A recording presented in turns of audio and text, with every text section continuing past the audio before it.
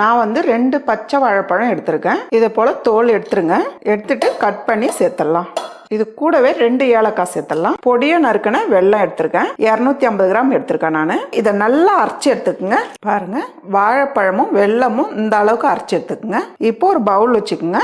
நம்ம அரைச்ச வெல்லமும் வாழைப்பழமும் இதில் சேர்த்துடலாம். 250 கிராம் அரிசி மாவு இப்போ வந்து கொஞ்சம் கொஞ்சமாக சேர்த்து நல்லா கலந்துக்குங்க.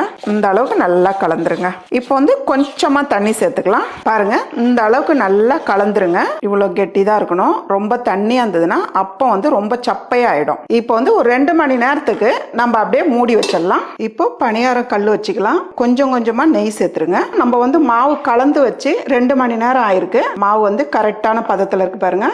ஒரு குழியிலையும் இப்படி சேர்த்துருங்க. கொஞ்சம் மேலே மாவா இருக்கிற டைம்ல திருப்பி விட்டீங்கன்னா உங்களுக்கு 2 பக்கமும் நல்லா குண்டா இருக்கும். 2 பக்கமும் நல்லா வெந்திருக்கு. அவ்வளோதாம்மா, ரொம்ப ஈஸியான அப்பம் ரெடி.